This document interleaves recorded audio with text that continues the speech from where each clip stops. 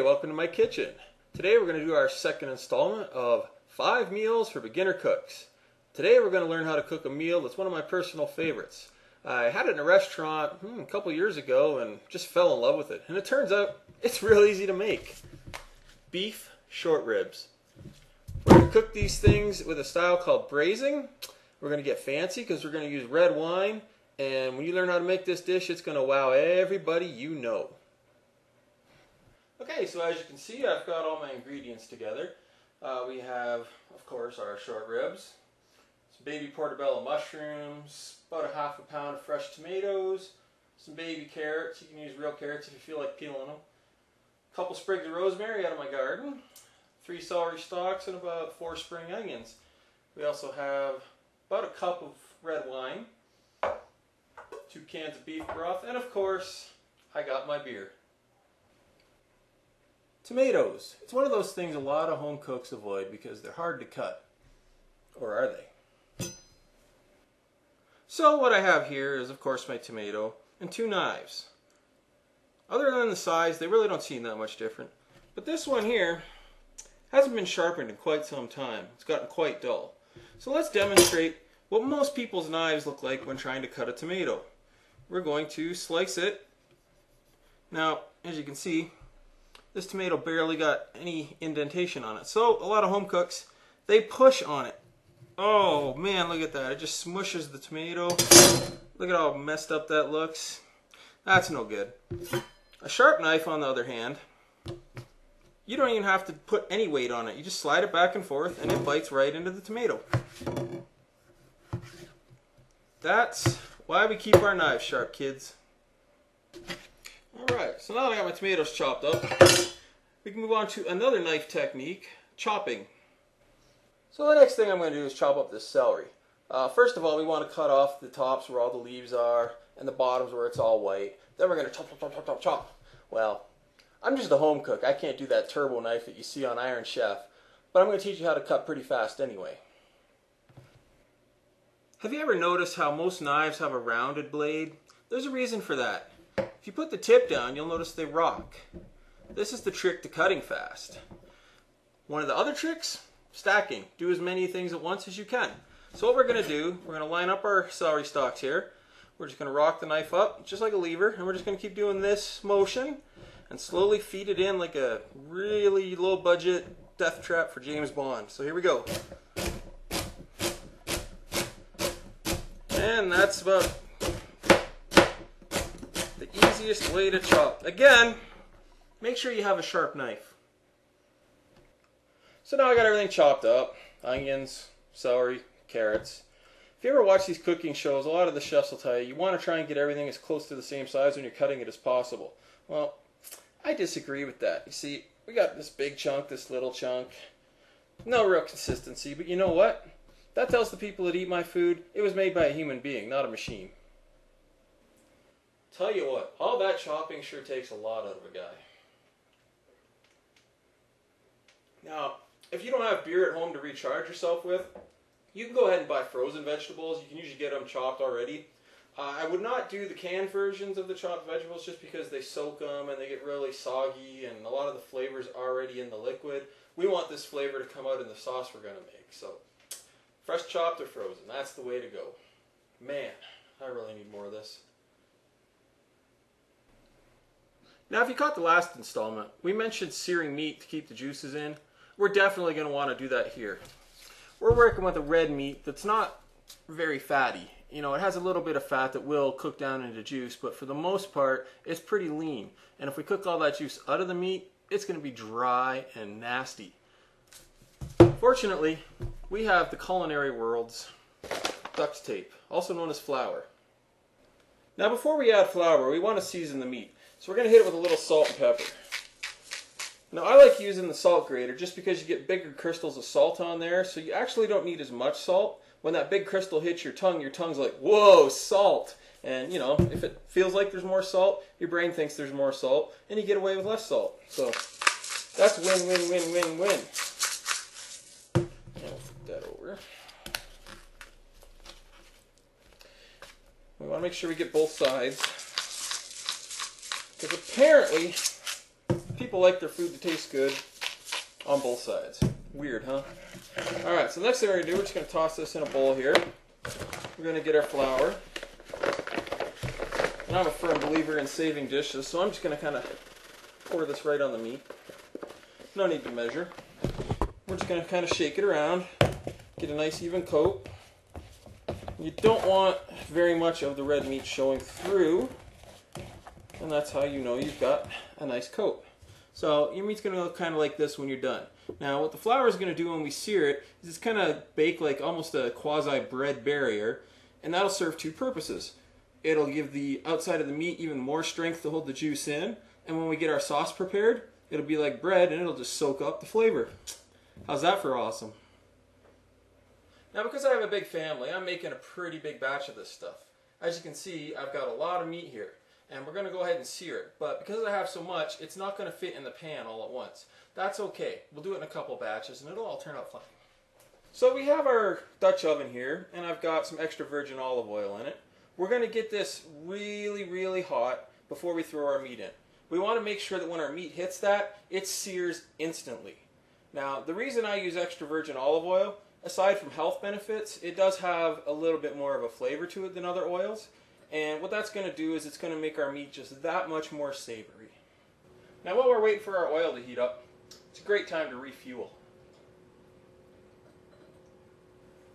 Now, if everybody was paying attention to the last installment, we can make sure that it's done just by putting a wooden spoon or a chopstick in. See how it's bubbling? Yep, it's ready to cook. So we're going to take our meat, just a couple pieces at a time, put it in there. You can hear that nice little sizzle. And I think I'll be able to fit about 4 at a time in there. And we're just going to go ahead and let that cook.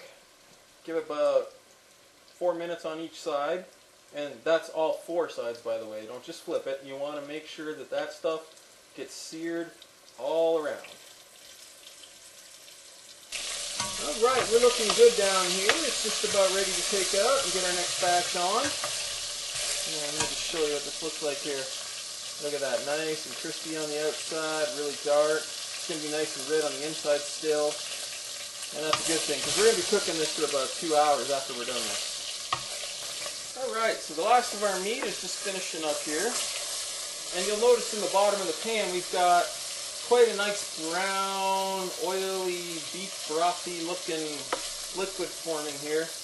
That's going to be the first layer of our flavor sauce. And the next layer is going to come from all our vegetables. So we're going to go ahead and we're going to throw all our vegetables in, starting with our tomatoes. Woo!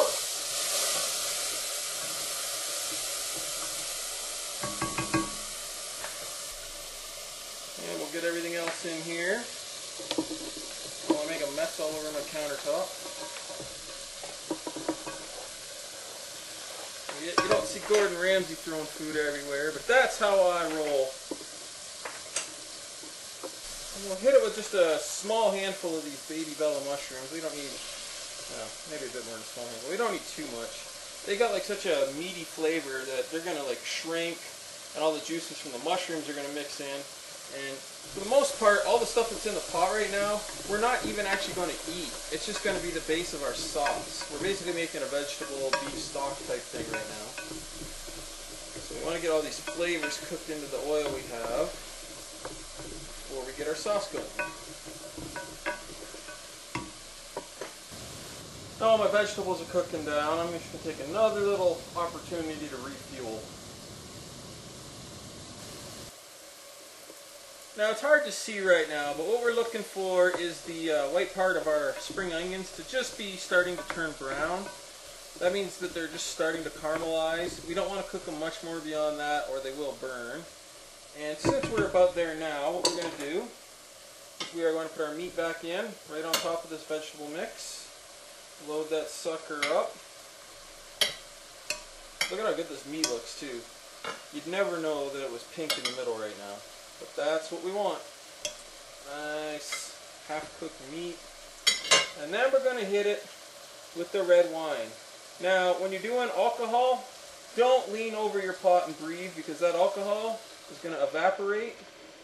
And unless you got a really bad cold, you probably don't want to be breathing in pure alcohol vapor. Then again, you might. Of course, if you came prepared, you don't need to breathe alcohol. You're set. Our pot's been boiling for almost 3 minutes now, and the smell of the wine is starting to let up, so it's time to add our beef broth. Now while that's boiling, I'm going to take a big scoop of flour and just throw it in my can, again saving dishes, and then I'm going to put some cold water in here and stir it all up. And then I'm going to very slowly pour this in. I don't want to pour it too fast just because I want to make sure there's no chunks of flour in there. And that's going to help our sauce thicken up a little bit as it cooks. We'll go ahead and stir that in.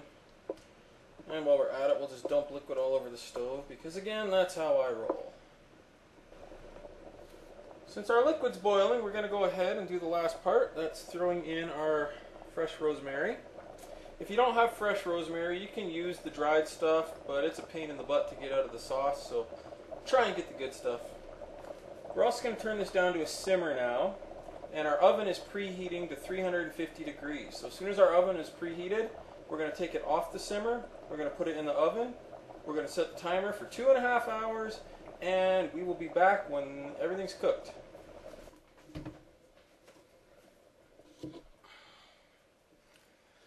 There we go.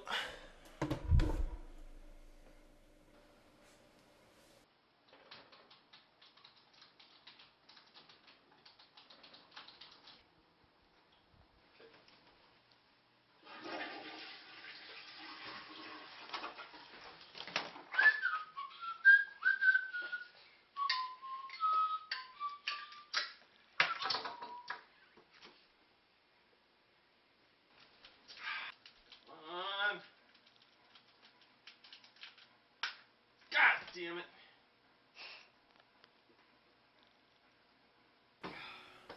Now, the traditional way to serve this dish is with mashed potatoes. That way you can put the sauce on the potatoes and it's just like a really awesome gravy. And I just happen to have a super secret family recipe for mashed potatoes. It's been in my family for 1 generation. You ready for this? That's right. Idahoan real premium mashed potatoes in the big red box. Found at your local Sam's Club. Now I know what you're thinking.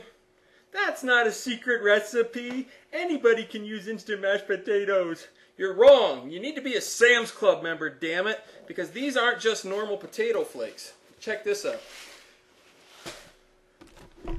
These suckers are big old chunks of real dehydrated potato. And that saves a lot of time, but it tastes just like homemade. So take that, naysayers. Alright, so it's finally done. What we're going to do here is we're going to take some tongs, because this is really hot, and we're just going to pull out all the meat, set it aside.